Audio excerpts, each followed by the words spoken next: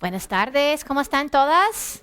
Muy bien, pues gracias a Dios. Pues aquí estamos otra vez en el estudio de las bienaventuranzas.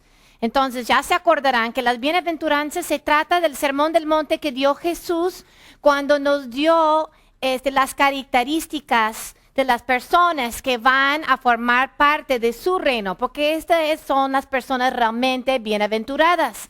Entonces esta noche nos toca Mateo 5, 7, 9, que dice, bueno, de 7 más que nada, bienaventurados los misericordiosos, pues ellos recibirán misericordia. Entonces, ahorita vamos a tratar de ver lo que quiere decir estas palabras acerca de la bienaventuranza, que es ser misericordioso, y qué tipo de misericordia hemos de recibir si somos así. Entonces, voy a empezar con una pequeña ilustración. Tal vez algunos de ustedes han leído el libro, o tal vez como yo nomás vieron la película, o vieron el musical de un libro que se escribió, una novela que se escribió un señor Victor Hugo, francés, se llama Les Miserables o Los Miserables. Se escribió realmente hace más de 150 años casi, en Francia, y se trataba de lo miserable que estaba la gente en este tiempo que llevó a transcurrir la Revolución Francesa. Bueno, varias rebeliones que hubieron, realmente no solo hubo una sola revolución, llegué a descubrir, pero contra lo que era la injusticia. Entonces, se trata de un tipo que creo que ahí está en medio, Juan, se podría decir, Jean Valjean, un tipo que había sido prisionero por casi 20 años por haber robado un pan para alimentar a su sobrino que estaba muriéndose de hambre. Y luego de estar hecho prisionero, intentó escaparse y pues por eso le cargaron más y más y más. Y eran casi 20 años haciendo labor muy duro. Y cuando por fin fue puesto en libertad, este señor tenía que cargar con papeles, que a todos lados cuando iba a pedir trabajo tenía que presentar papeles que decían que era un hombre realmente que había sido un prisionero, que era un ex convicto, y pues así nadie le quería dar trabajo. De por sí el trabajo era muy escaso, la gente muy miserable, sufría mucho, y menos le iban a dar un trabajo a un ex convicto. Entonces andaba tan desesperado que rompió sus papeles. Bueno, peor, porque ahora era un fugitivo de la ley, porque ya rompió otra vez la ley. Si lo agarraban, lo metían otros 20 años, fácil. Entonces llega una vez, ya en desesperación, a una iglesia donde un cura le da de comer y le dé lugar para hospedarse y quedarse la noche. Y este hombre en su desesperación se levanta a la medianoche a robar la iglesia, porque decía, pues ya de desesperado, no tenía trabajo.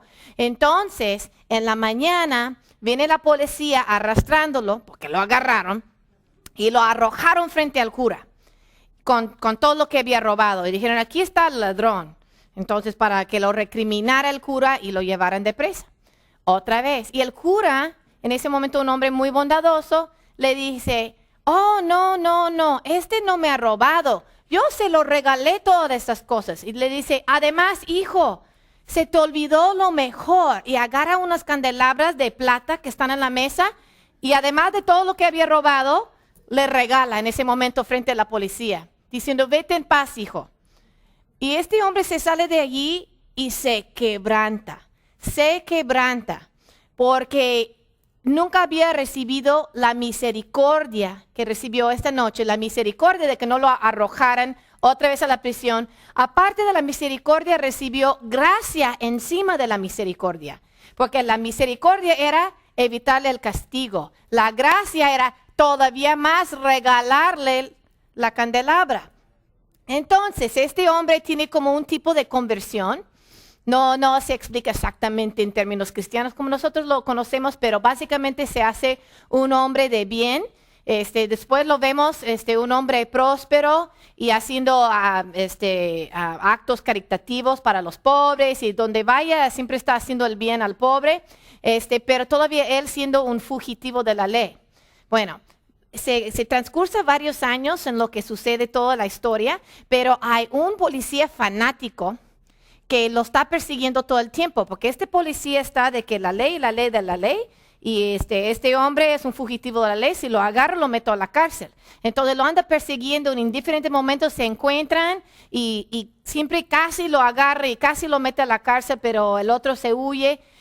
Pero aunque cuando se encuentren y podría estar amargado, el Jean Valjean siempre dice, no, está bien, tú estás haciendo tu trabajo, no te culpo, y lo trata con bondad, pero al final nunca lo agarra el policía. Bueno, en una de esas está la situación, la tortilla volteada, o no sé cómo se diría. Bueno, y durante una de esas rebeliones o revoluciones, más bien, se agarra el policía en un estado donde lo van a matar. Y está puesto en las manos del Jean Valjean, de este ex convicto, que el policía lo había perseguido como fanático por años. Y cuando está en sus manos el poder darle la muerte, porque lo querían matar a este policía, él lo pone en libertad y le da la vida. Le tiene misericordia todavía y le regala la misericordia a la policía. El policía va y no pudo este hombre conciliar lo que es la ley, hacer la justicia, con lo que es recibir o dar misericordia y gracia, y se suicida. Básicamente así se trata la historia. Entonces está muy interesante porque tiene para mí paralelos a lo que vamos a estudiar esta noche. Porque vamos a ver qué es la misericordia, cómo opera en nuestras vidas, cómo deberíamos ser nosotros también misericordiosos y cómo esto cambia nuestro ser. Ok, ya hemos visto las bienaventuranzas, siempre está bien que lo vamos a leer. Entonces vamos juntos a Mateo 5. Mateo 5, empezando con versículo 3. Bienaventurados los pobres en espíritu, pues de ellos es el reino de los cielos. Bienaventurados los que lloran, pues ellos serán consolados. Bienaventurados los humildes, pues ellos heredarán la tierra. Bienaventurados los que tienen hambre y sed de justicia, pues ellos serán saciados. Bienaventurados los misericordiosos, pues ellos recibirán misericordia. Bienaventurados los de limpio corazón, pues ellos verán a Dios. Bienaventurados los que procuran la paz, pues ellos serán llamados hijos de Dios.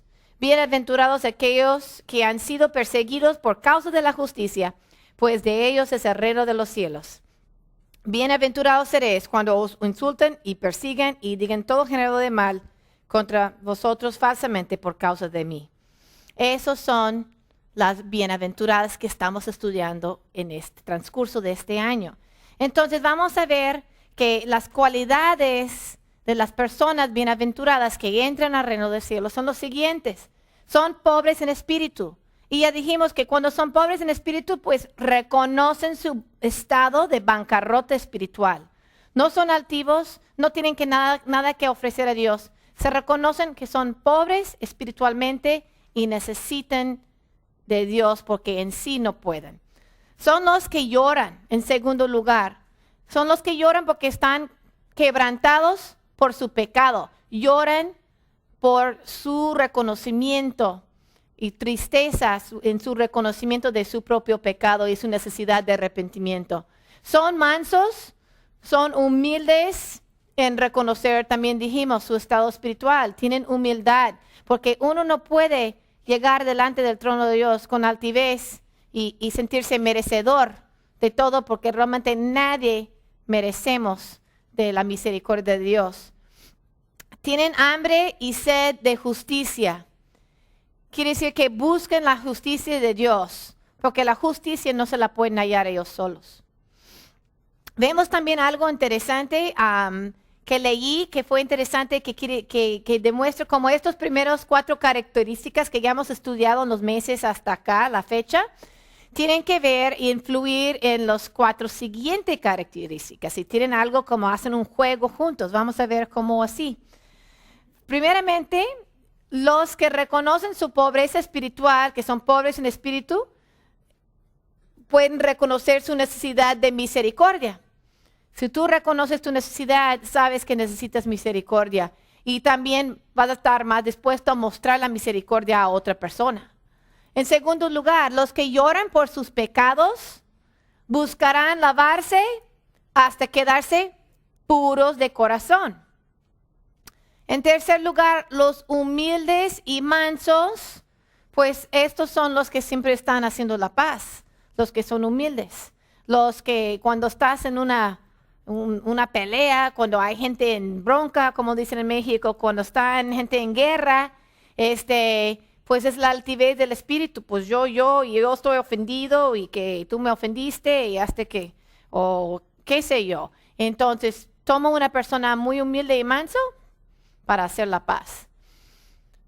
Los que tienen hambre y sed de justicia, lo que realmente ansían la justicia de Dios, pues ellos son los que estarán dispuestos a soportar la persecución a causa de esa justicia. Porque si aman y buscan tanto esta justicia, soportarán también cuando viene la persecución a causa de ello. Entonces, está interesante cómo estas cosas van ligados y esas cosas van conectados. Fíjate que algunas personas dicen, bueno, pero lo que dice Jesús es natural, decir que la gente que muestre misericordia, pues recibirá misericordia, ¿verdad? Es como el karma que enseña el budismo. Si tú haces el bien al otro, pues otros te van a hacer bien a ti. Entonces dicen, pues es algo medio natural, no tiene nada así tan especial lo que dice Jesús aquí. Pero fíjate que eso fue algo muy diferente a lo que era la realidad en el mundo en aquel tiempo. Y todavía es muy diferente de la realidad que vemos hoy alrededor, porque la gente no es muy misericordiosa el uno con el otro. Fíjate que en ese tiempo en el mundo romano no se admiraba la cualidad de la misericordia para nada. Aquí está un dibujo del Coliseo y de los juegos que tenían en el Coliseo, y ahí está el César y su mujer haciendo así. Y algunas veces hacían así, pero ¿no saben ustedes qué quería decir eso? Que les gustó el show, que no les gustó el show, ¿verdad? Diríamos, ¿no? Pero era mucho más pesado que esto. Si habían peleado un gladiador, y peleó muy bien y estaba muy agotado y el león estaba por comérselo, si el César hacía así, quería decir que vivía, que le daban chance a vivir y volver a pelear otro día, porque usualmente tuvo que merecerlo mucho porque luchó con tanta valentía que el César decía, ok, déjelo vivir porque lo quiero ver luchar otro día. Y si decía, quería decir que no, mátenlo. Quiere decir que no vale la pena que viva, no me gustó, no peleó bien, mátanlo.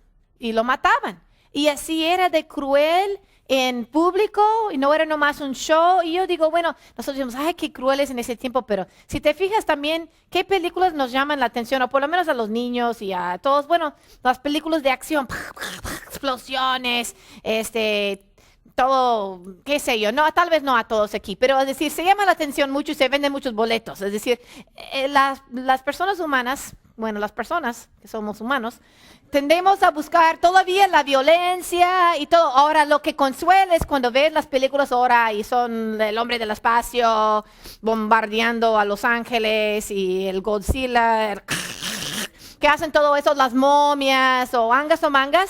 Por lo menos sabemos que es de mentiritas, ¿no? Entonces, cuando andan matando momias o X.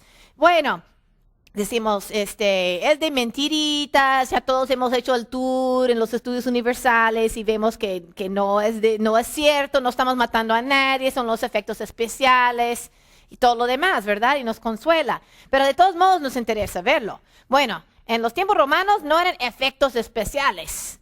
Eran actos, y cada vez si tú te pones a leer la historia de lo que hacían los emperadores romanos para contentar a la gente, y como dicen en el dicho pan y circo, cómo hacía que la gente estuviera contento y todo, bueno, pan o qué, a hacer barato la tortilla, para que la gente no reclame, contra los que gobiernan y tenerlos bien entretenidos. Vamos todos al Coliseo y cada vez traían animales más exóticos, que leí el otro día, que hipopótamos, que leones, que jirafas, y una matanza y gladiadores. Y luego, pues también, pues ¿a quién vamos a matar? Pues también agarrarle a esos cristianos que nos caen mal. Y también tenían cristianos ahí de antorcha, tenían cristianos que los echaban a los leones, y todo para el entretenimiento de la gente, y gladiadores que peleaban y toda la demás cosa.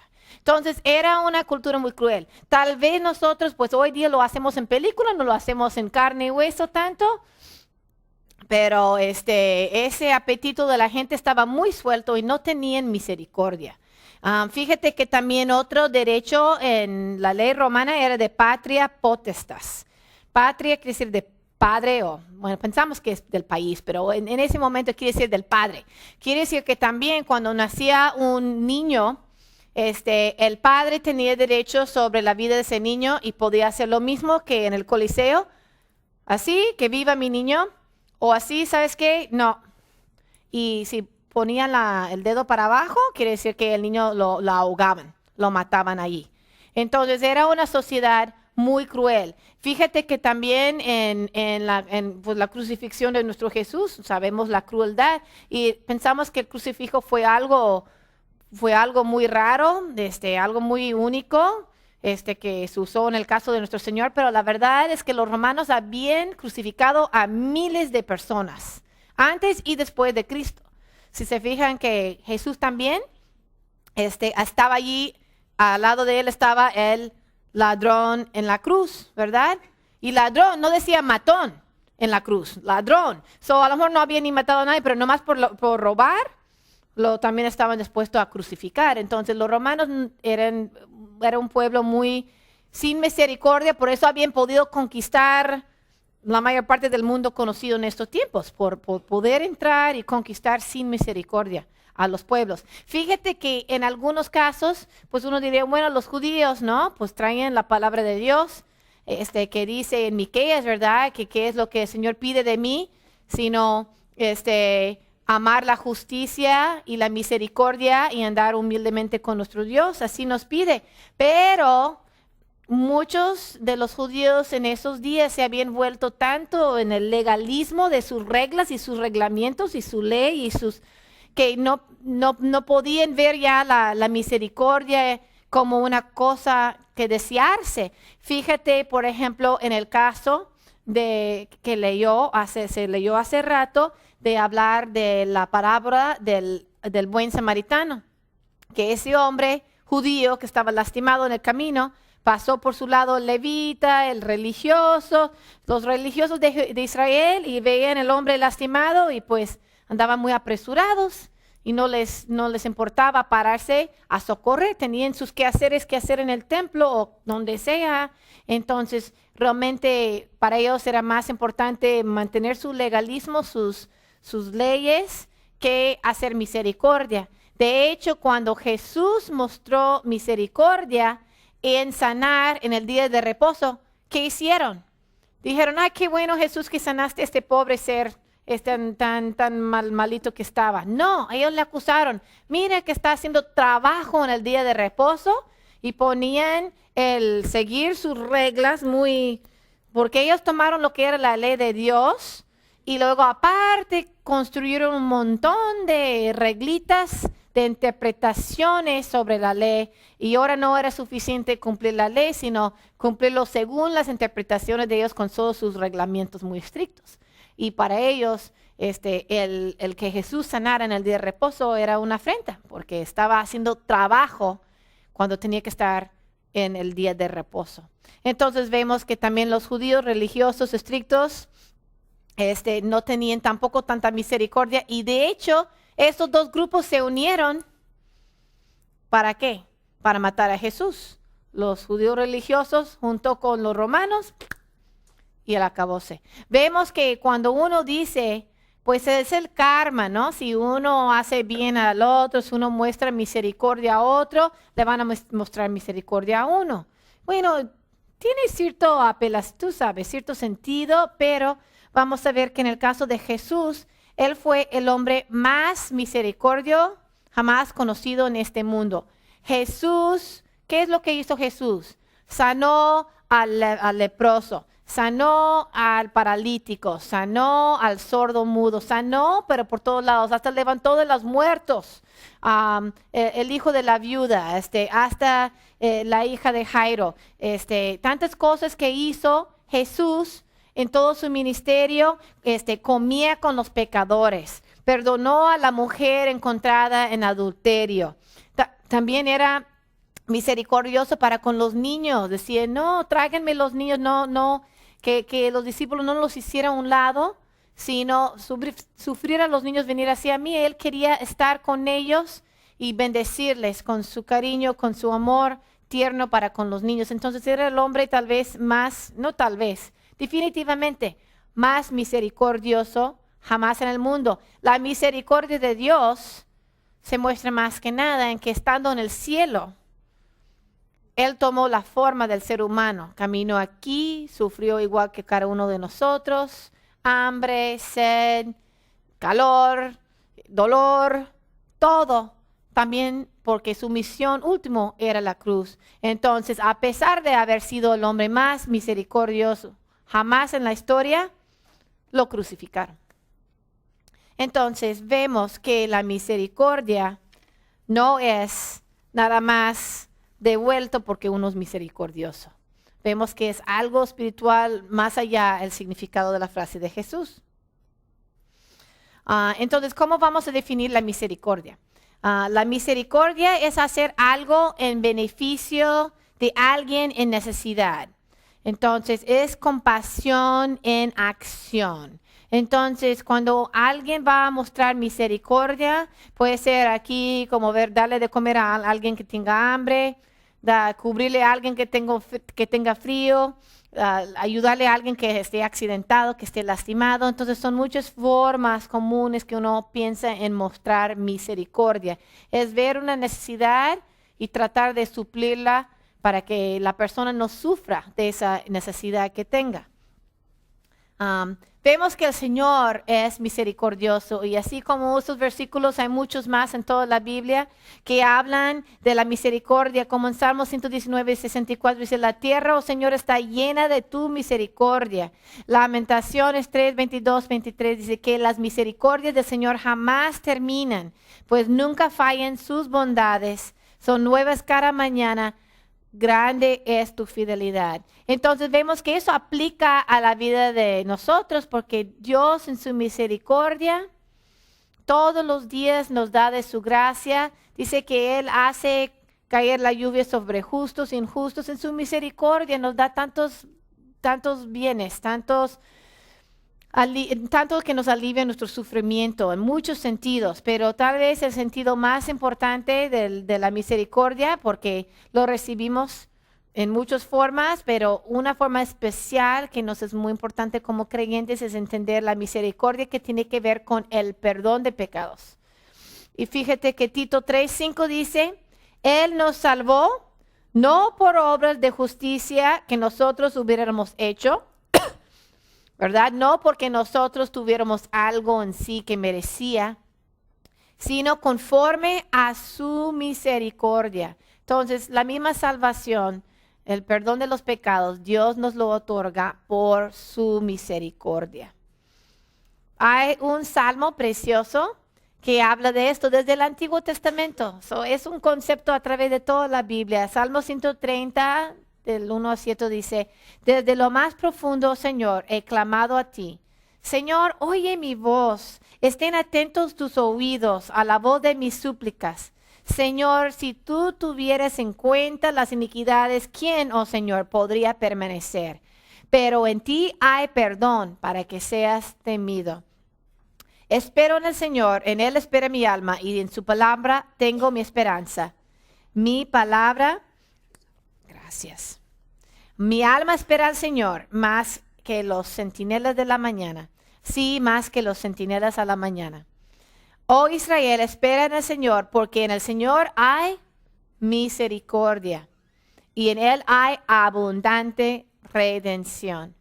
Entonces, la misericordia, en nuestro caso, referente a la salvación, se toma la forma de nuestra redención, de que el Señor nos compró, nos perdonó de nuestros pecados, nos ha dado la salvación, no porque nosotros fuéramos merecedores, sino porque nos tuvo misericordia.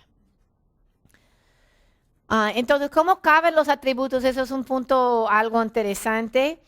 Vemos que el perdón es parte de la misericordia, pero no es mayor que la misericordia. La misericordia es mayor que el perdón, ¿verdad? Porque el perdón es muy específico. El perdón de una ofensa, el perdón de un pecado, el pasar por alto una ofensa o los pecados en el sentido de la salvación, el perdón, pero la misericordia abarca el perdón y puede ser enfocado en el perdón, pero la misericordia puede ser cualquier necesidad que tenemos. Por eso, desde que somos salvos, no dejemos de experimentar la misericordia de Dios. La misericordia de Dios en cuanto a nuestra salvación la seguimos teniendo, pero también diario, cuando estemos en problemas, cuando estemos en situaciones, clamamos a nuestro Padre a menudo: Señor, ayúdame.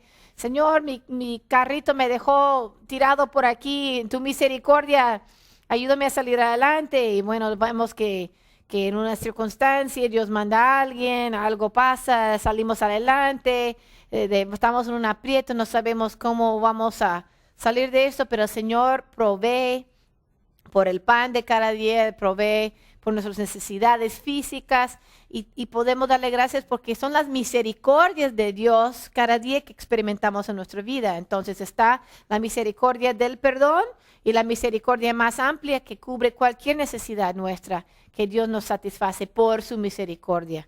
Entonces la misericordia se considera algo que alivia un problema. La misericordia está enfocada en que hay un problema y la misericordia quiere alivianarla. Y el problema puede ser el pecado. En ese caso, la misericordia se convierte en el perdón.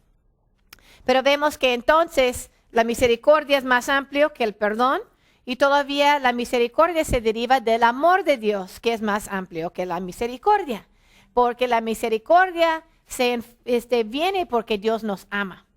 Dios nos ama, nos amó antes del principio del mundo y nos tiene misericordia por su gran amor que nos tiene. Por su gran amor mandó a su Hijo en forma de un ser humano para morir en la cruz, para darnos el perdón. Por su amor que vio nuestro estado de condenación, quiso aliviar el problema y su resolución se hizo. Entonces, emana de su amor. Pero vemos que el amor puede existir sin que haya problema, porque la misericordia implica que hay un problema que resolver.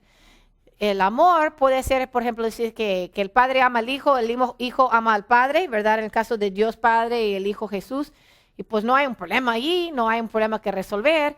Entonces Dios puede amar sin que haya ningún problema, puede haber amor sin problema en que enfocarse. Amor es lo más grande. Luego, como parte del amor, viene la misericordia, que es el amor que toma forma de ver un problema, que quiere resolver, alivianar ese problema. Y como consecuencia, vemos que el problema más fuerte tal vez definitivamente sea el pecado, y eso resulta en el perdón. Entonces, para tratar de ayudarnos a entender cómo es la esquema allí. Eso está interesante también de cómo definimos la diferencia entre misericordia y gracia. Son dos lados de la misma moneda, el negativo y el positivo, tal vez digamos. La misericordia quita el dolor y la gracia regala un mejor estado. Volvemos a la parábola del buen samaritano. El buen samaritano, cuando vio al hombre herido y lastimado, y va y lo recoge y lo cura y le venda sus heridas, está mostrando misericordia porque está aliviando el dolor que tiene el momento. Pero luego cuando va y paga en el mesón para que lo atienden y lo cuiden, bueno, eso es gracia. La misericordia fue aliviarle el problema en el momento. La gracia es que lo puso en un mejor estado todavía para el futuro. fíjate también en la historia que hice, y no les estoy diciendo que todos vayan a ver la película La Miserable. Me gustó, había unos detalles que ya sabes, no es hecho por creyentes, pero el mensaje se me hizo curioso, no lo esperaba porque dije, wow, qué mensaje que realmente podrías ver en la Biblia. Pero bueno, en el caso eso del cuando arrojaron a este hombre por ladrón frente al cura, el cura le previno el castigo de la prisión, perdonándole, encubriéndole su delito. Pero todo eso fue misericordia, le evitó el castigo. Pero la gracia fue agarrar la candelabra y decir, oye hijo, se te olvidó lo mejor. Y le regaló además otra cosa. Entonces una cosa es quitar el dolor, evitar el castigo, y la gracia es regalar un estado mejor. Entonces la misericordia, por ejemplo, te rescata del infierno, pero la gracia es la que te da el cielo. La misericordia te perdona un castigo merecido y la gracia te regala un don inmerecido. Entonces vemos que los dos obran juntos. Por su misericordia nos perdona y por su gracia nos da la gran bendición, el privilegio de ser llamados hijos de Dios. Eso es gracia. El perdón, la misericordia es no mandarnos al infierno. La gracia es hacernos sus hijos y otorgarnos la vida eterna. Entonces, eso es lo increíble, cómo funcionan juntos la misericordia y la gracia. Y muchas veces cuando Pablo escribe en sus cartas, decía que os sea dado la gracia y la misericordia, etcétera, etcétera. Como las dos cosas, porque son dos cosas que van muy juntos, pero son independientes del uno del otro, trabajan juntos. Ok, entonces la misericordia y la justicia. Y bueno, ahí está una foto de una estatua, no sé si lo pueden ver muy bien, pero está interesante la estatua. La estatua se llama la justicia y la misericordia. Ok, so hay dos mujeres aquí. Una mujer está sentada con sus ojos vendados y con una balanza en su mano, en una mano, y con la espada en la otra mano. ¿Qué quiere decir eso? Ella es la justicia. ¿Por qué están los ojos vendados? Porque la justicia debe ser ciego, no debe hacer acepción de personas. Entonces es cegada para no dar acepción de personas. Trae la balanza, porque es el concepto antiguo de que serán pesados, bueno, dice de la Biblia, serás pesado en la balanza y hallado cortos, lo que se pasó en el Antiguo Testamento, ¿no? Si se acuerdan en el libro de Daniel. Pero en ese cosa van a pesar las circunstancias y tratar de llegar a una justicia ciega sin dar acepción de personas. Y la justicia implica un castigo. Por eso trae esa mujer una espada en la mano, una balanza en una para tomar la decisión, una espada para corregir y castigar cuando sea necesario cumplir la justicia. Y lo que es la otra mujer, bueno, más bien es como un ángel. Una mujer que está así con alitas como ángel y está detrás y está haciendo así con la mano, diciendo, detén, espera, ten misericordia. Entonces, aunque esté la justicia, que tiene que serlo ciegamente, cumplir la ley, ver lo que es derecho, lo que está torcido y dar el castigo, la misericordia está rogando que detuviera todavía la mano un poco. Entonces, cuando vemos que Dios es absolutamente justo, pero vemos a la par que también es amor y por lo tanto tiene misericordia y perdón, ¿cómo vamos a reconciliar la justicia de Dios con su misericordia? Hay quienes no lo pueden reconciliar, como en esa historia ese señor no pudo entender cómo reconciliar la justicia de seguir la ley y lo que es el perdón y la misericordia y la gracia, y se suicidó mejor porque no pudo entender. Entonces vemos que Dios hace algo maravilloso, porque Dios es absolutamente justo. Dice que sus ojos no pueden ver el pecado. El Señor tiene que castigar el pecado, o sería un Dios injusto de ver tantas injusticias que pasan. Dice, no pasa nada, entra al cielo todos. No. Entonces, pero el Señor no puede conciliar su justicia con su misericordia sin hacer una gran solución. Y la gran solución fue en Jesús, en que alguien tenía que pagar la paga de este pecado. Alguien tenía que pagar realmente por la culpa nuestra, que dice la Biblia que sin derramamiento de sangre, ¿verdad?, no había perdón de pecados. Y Jesús vino como corderito de Dios y su sangre fue derramado por nosotros. Él estuvo en nuestro lugar, el único, el justo por los injustos, y pagó por nosotros la culpa del pecado, el pago del pecado, para que Dios entonces satisficiera su justicia en la muerte de Jesús, y por ver su justicia satisfecha en Jesús como la sustitución a nosotros, pudo entonces libremente en su amor ofrecernos su misericordia y perdón. Fíjate que cuando nosotros entonces recibimos esa misericordia y perdón, eso nos debe transformar.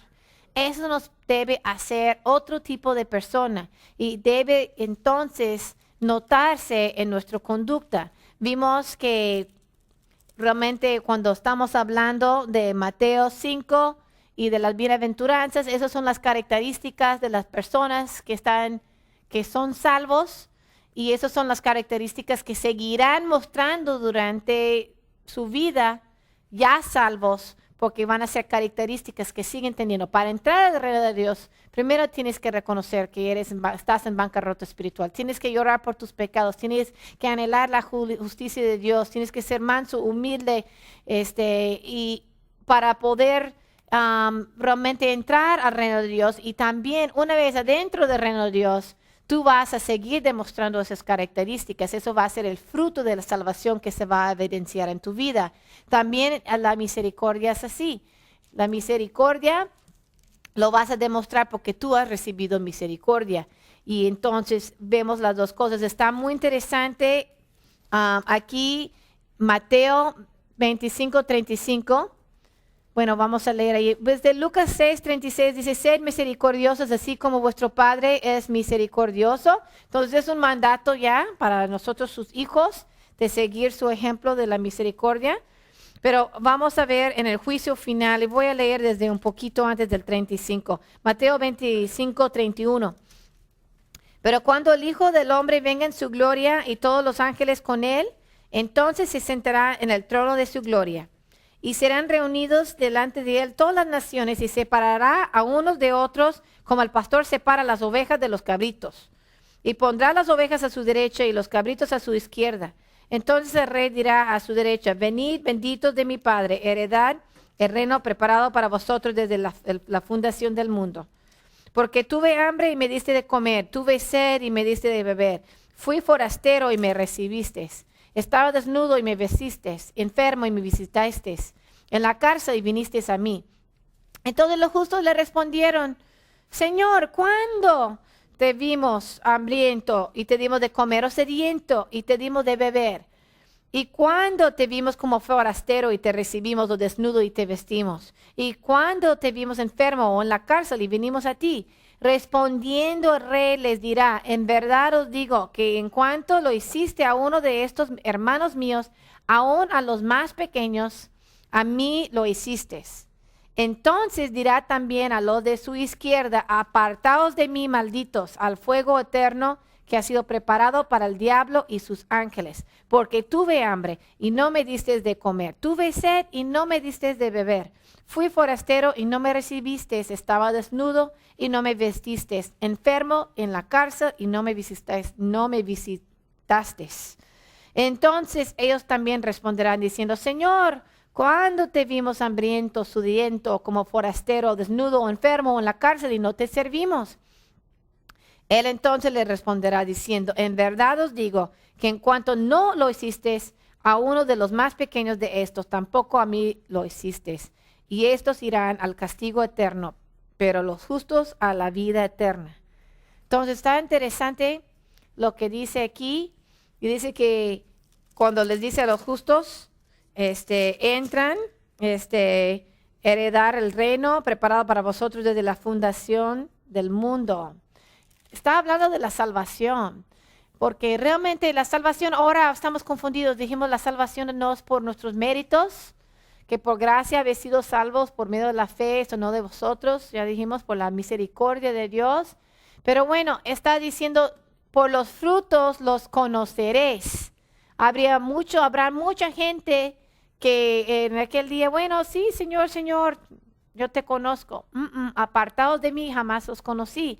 ¿Y cómo van a ser reconocidos los hijos verdaderos? Van a ser los que recibieron misericordia verdaderamente y como consecuencia son los que muestran la misericordia. La misericordia es un fruto en la vida cristiana. Si nosotros realmente somos salvos, se va a evidenciar en ser personas que muestran misericordia a los demás.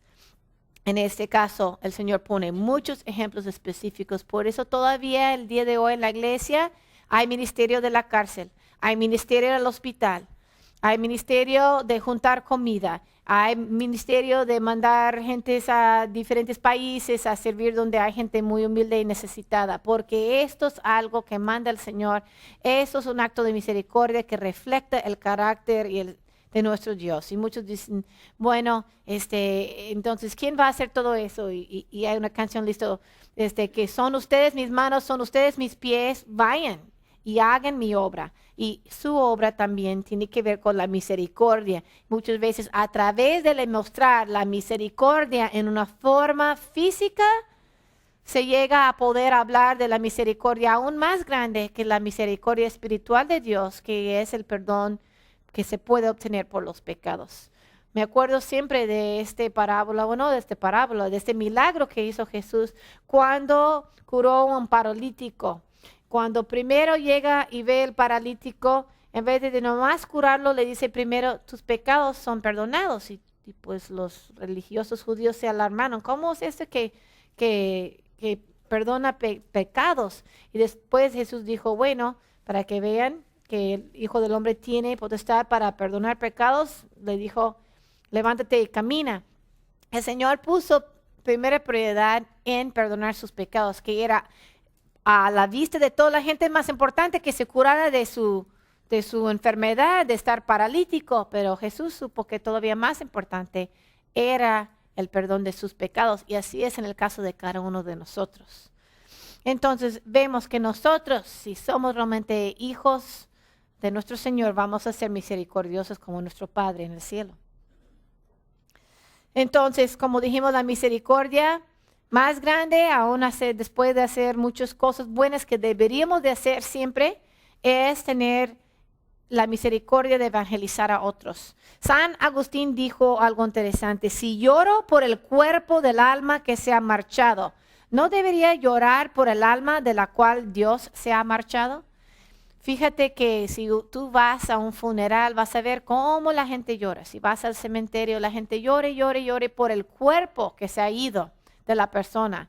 Pero así deberíamos de llorar nosotros por saber si un alma que se ha perdido.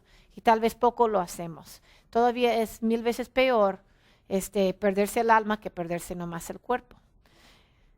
Judas 1:23 dice, a otros salvad arrebatándolos del fuego, y otros tienen misericordia con temor, aborreciendo aún la ropa contaminada por su carne. Que algunos están perdidos, están hasta cuenta en el incendio y yéndose para las llamas del infierno, y los vamos a arrebatar con temor y temblor y con cuidado y todo, pero vamos a tratar de hacer lo que se pueda para rescatar al alma errada, el alma que no conoce a Dios, mientras hay tiempo de predicar el evangelio, de compartir la palabra, de invitar a alguien a la iglesia, de tener un testimonio con alguien. Es la misericordia más grande que le podemos tener a las personas. Me gustaría también ir a la parábola de los 2 deudores.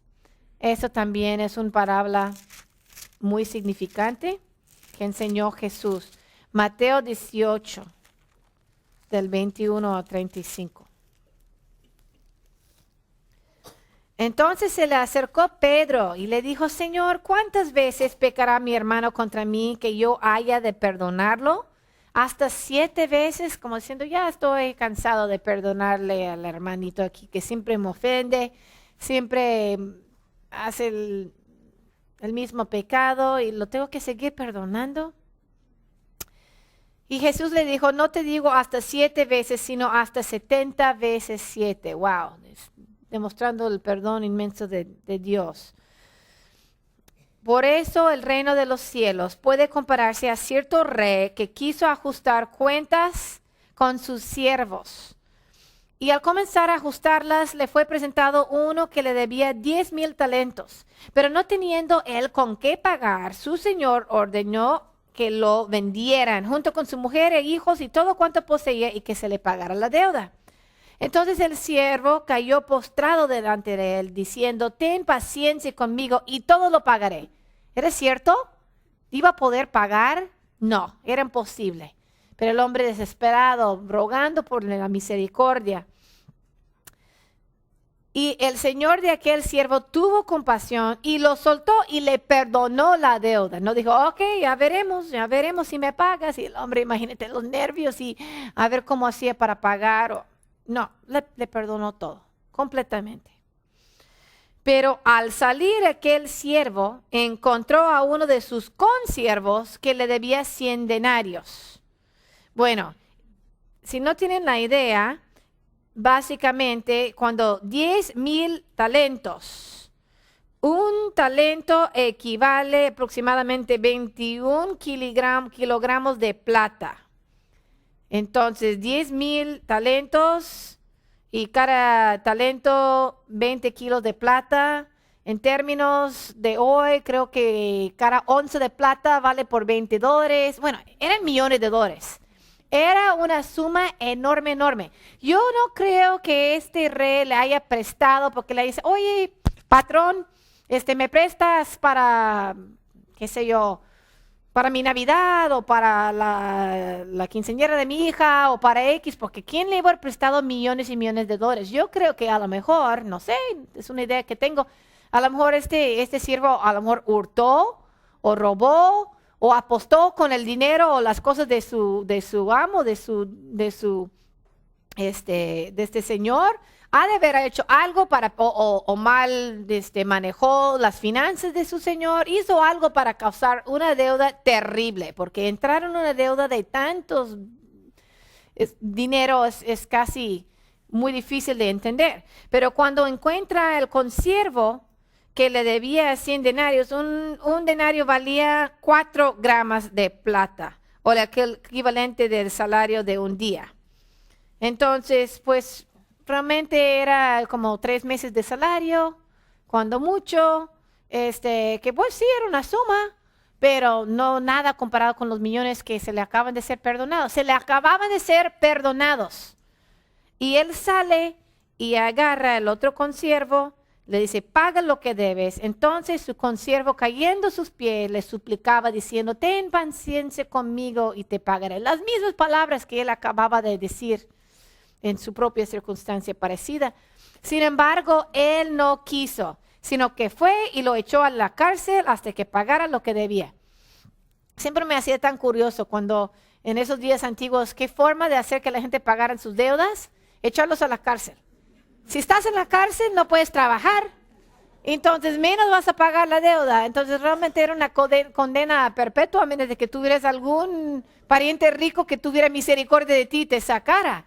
Pero era algo terrible, esos cárceles de endeudados, porque no había forma de jamás entonces recuperar el dinero para pagar la deuda.